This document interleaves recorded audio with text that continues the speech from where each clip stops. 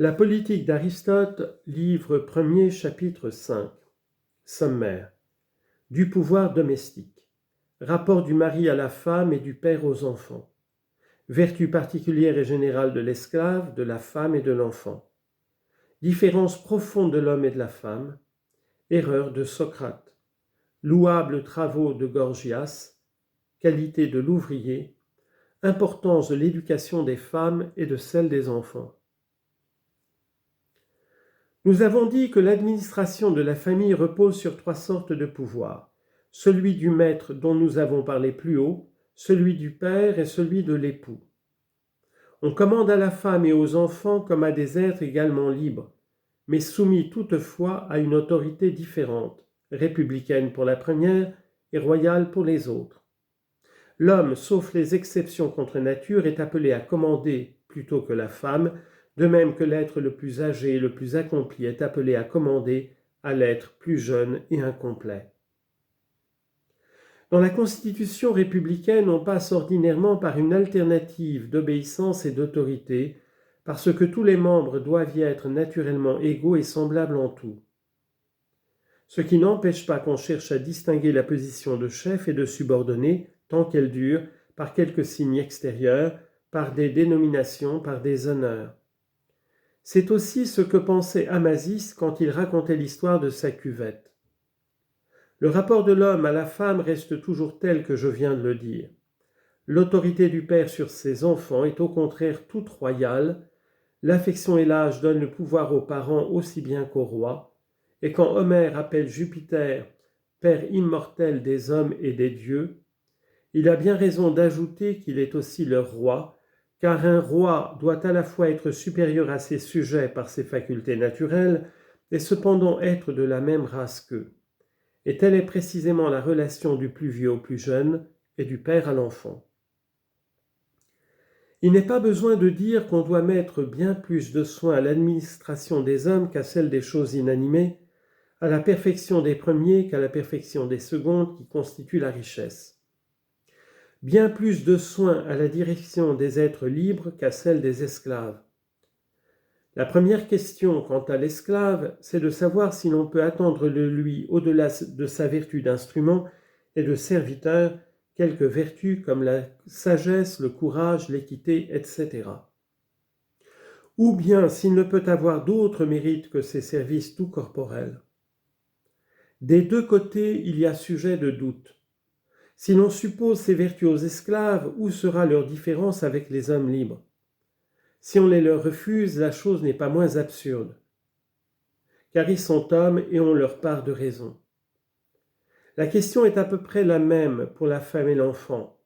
Quelles sont leurs vertus spéciales ? La femme peut être sage, courageuse et juste comme un homme. L'enfant peut-il être sage et dompter sa passion ou ne le peut-il pas ? Et d'une manière générale, l'être fait par la nature pour commander et l'être destiné à obéir, doivent-ils posséder les mêmes vertus ou des vertus différentes ? Si tous deux ont un mérite absolument égal, d'où vient que l'un doit commander et l'autre obéir à jamais ? Il n'y a point ici de différence possible du plus au moins. Autorité et obéissance diffèrent spécifiquement, et entre le plus et le moins, il n'existe aucune différence de ce genre. Exiger des vertus de l'un, non point exiger de l'autre, serait encore plus étrange. Si l'être qui commande n'a ni sagesse ni équité, comment pourra-t-il bien commander ? Si l'être qui obéit est privé de ses vertus, comment pourra-t-il bien obéir ? Intempérant, paresseux, il manquera à tous ses devoirs. Il y a donc nécessité évidente que tous deux aient des vertus, mais des vertus aussi diverses que le sont les espèces des êtres destinés par la nature à la soumission. C'est ce que nous avons déjà dit de l'âme. En effet, la nature a fait 2 parties distinctes, l'une pour commander, l'autre pour obéir. Et leurs qualités sont bien diverses, l'une étant douée de raison, l'autre en étant privée. Cette relation s'étend évidemment au reste des êtres, et dans le plus grand nombre, la nature a établi le commandement et l'obéissance.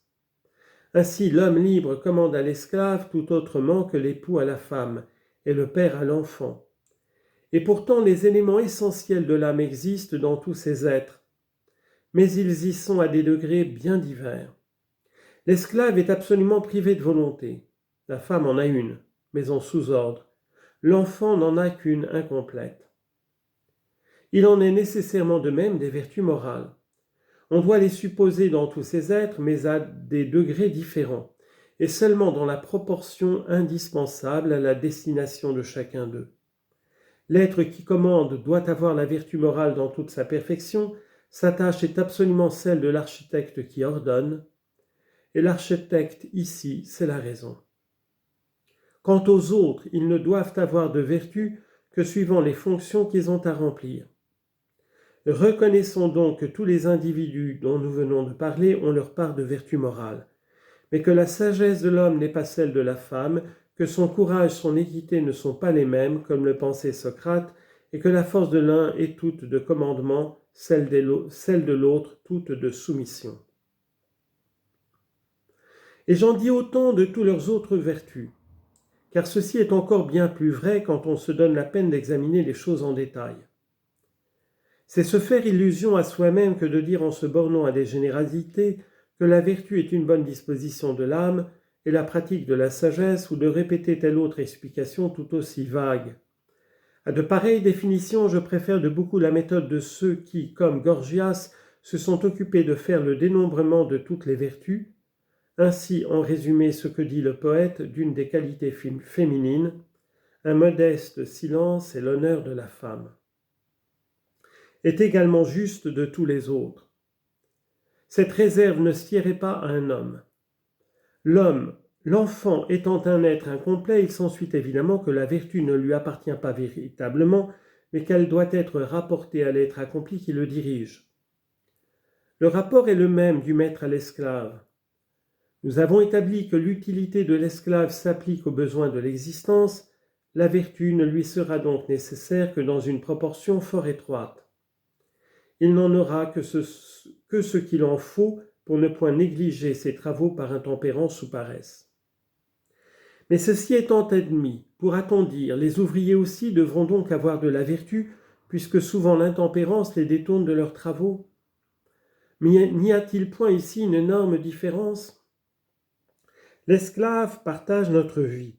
L'ouvrier, au contraire, vit loin de nous et ne doit avoir de vertu qu'autant précisément qu'il a d'esclavage, car le labeur de l'ouvrier est en quelque sorte un esclavage limité.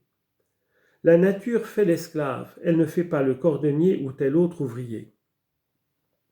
Il faut donc avouer que le maître doit être pour l'esclave l'origine de la vertu qui lui est spéciale, bien qu'il n'ait pas en tant que maître à lui communiquer l'apprentissage de ses travaux.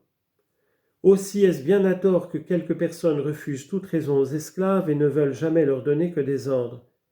Il faut au contraire les reprendre avec plus d'indulgence encore que les enfants. Du reste, je m'arrête ici sur ce sujet.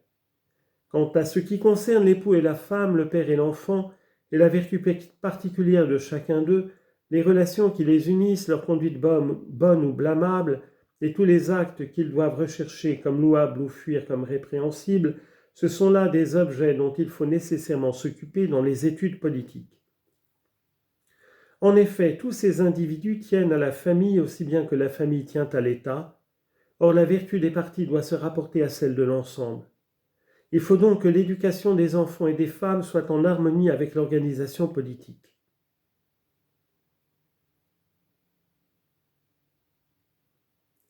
S'il importe réellement que les enfants et les femmes soient bien réglés pour que l'État le soit comme eux, or c'est là précisément un objet de grande importance, car les femmes composent la moitié des personnes libres, et ce sont les enfants qui formeront un jour les membres de l'État.